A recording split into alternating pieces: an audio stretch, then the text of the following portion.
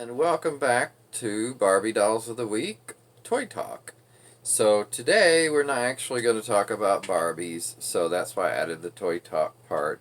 But we're going to talk about Friends of Barbie, and those were some of the Mego dolls, or Mego, however you want to pronounce it, from the 70s.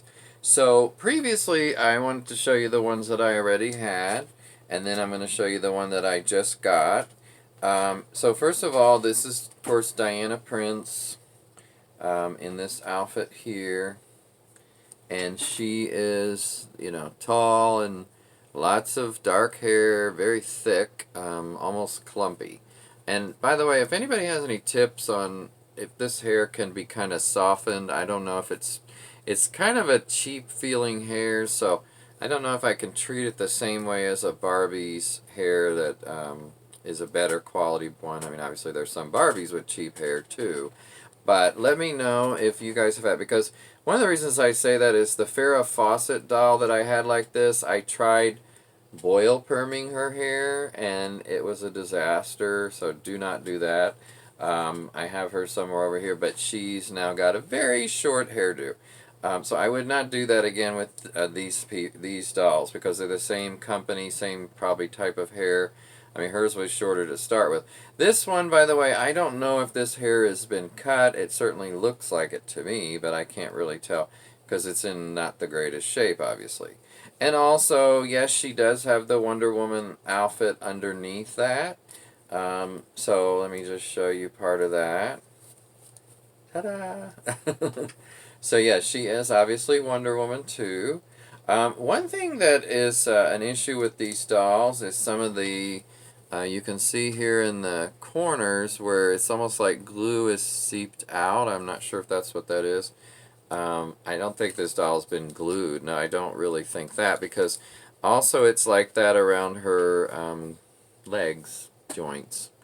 There's some kind of something there that's sort of seeped out, it looks like.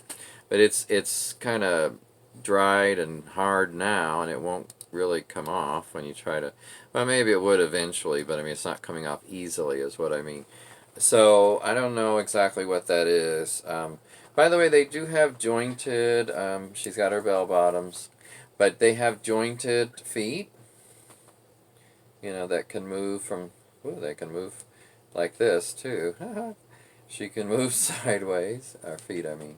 So yeah, I think they did a really good job with the faces on these dolls.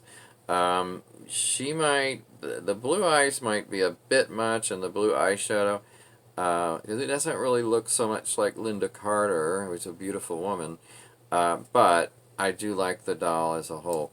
And, I've got her in this outfit. These outfits were able to be used for Cher and Farrah and Diana Ross doll that were all made by Mego, I think about the same time, same few years, and also, of course, this one. So that's this one. Let me put her snap back on. Okay, there she is. Wonder Woman / Diana Prince. And then I've got two Cher dolls. I'm going to show you this one first.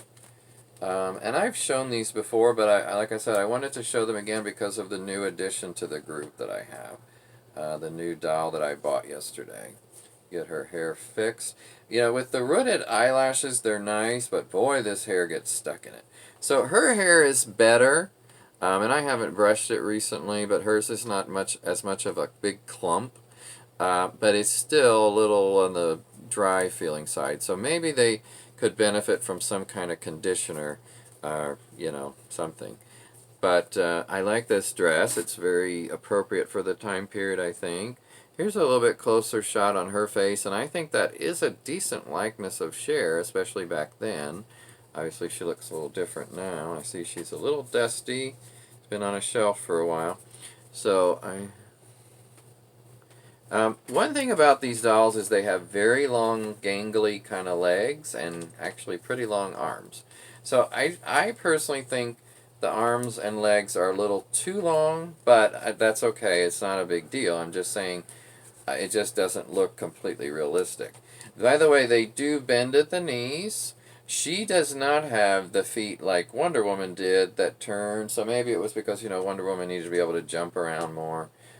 Cher not as much. So, but she has the same body length. They're the same height when you see them together. At least I think they are.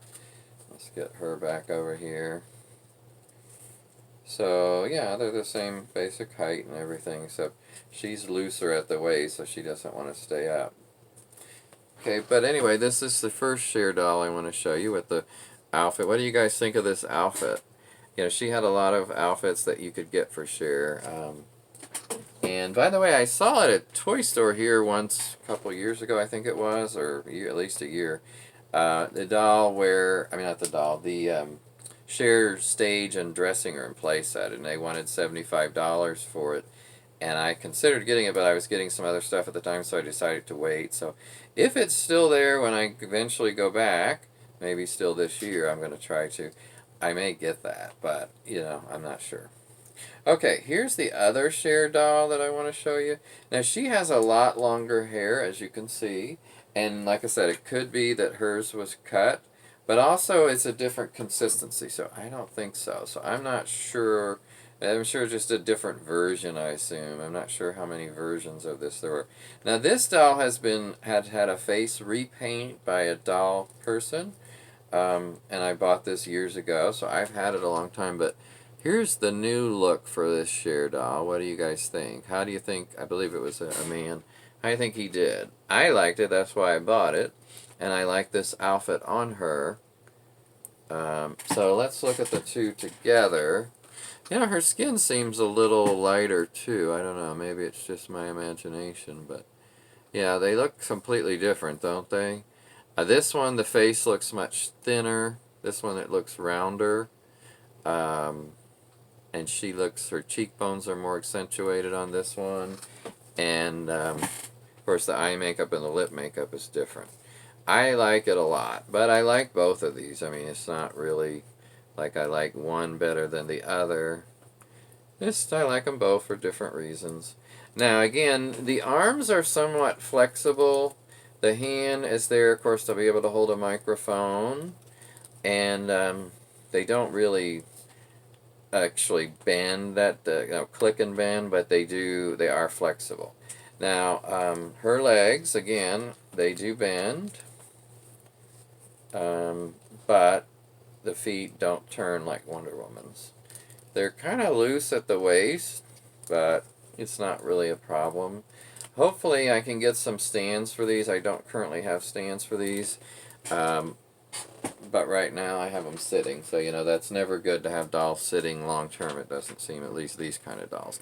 Okay, speaking of stands, this is the stand that they tended to come with back then. This is from the Mego Corporation, 1976, made in Hong Kong. And I don't think that was just a stand, I think it was the doll. So here's the one I got yesterday to add to my Mego doll collection. Miss Diana Ross herself. I've wanted this doll for a long time. And I found her. The lady, that booth was owned by a lady, and she wanted just $10. So it was like, oh, I'm getting that doll then. So she has the same basic body type, the same hands that can hold microphones. I don't see really any dog chews or anything like that. She's got this rather cute outfit, I think. I'm not sure if Diana Ross actually wore sheer things like this that kind of showed, what would be sort of a panty line, or just the bottom of her top part of her outfit, really, but that's what it looks like. So I don't know if she would have really worn that, but I still like this. And maybe it's missing a piece. I'm not sure. I'd have to look at the one in the packaging. Now, she had her shoes on, which you see here. I'm not sure if I love these, but they're just okay, I guess. Same long legs. I think the legs would probably be better to me if the thighs weren't so thin. They're just so gangly looking, I think. But we just have to cover them up. Now, one thing I noticed after I got her home, first of all, I want to show you a close-up of her face. Yeah, I wish the doll smiled a little bit or had a little different expression because she looks mad. And, I know Diana Ross wasn't known for always being the most well-tempered, I guess. But anyway, I just think that other than that, it's fine. And the hair's in pretty good condition. I like this hair better than some of the others because it seems healthier.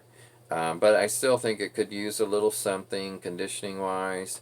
So maybe I'm going to start by conditioning all these four. And the one with the Cher with the long hair needs it the least. But I did notice once I got home, and this I need to try to remember if I'm going to buy a doll loose from where, make sure, their arms go up, the legs do bend, which they do on this doll, and that the head turns. This one, the head will not turn. So she's perennially going to be looking sideways because I don't know if this head's been glued on. There's a little line of something underneath her neck. Now it could just be seepage like we saw on that other doll that's then hardened, or it could have been glued back on for some reason, but it won't turn and I don't want to force it.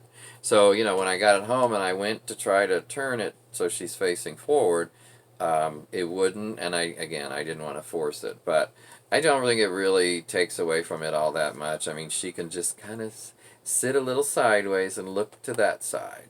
But again, I think she's a really nice Diana Ross doll, and I've always wanted it.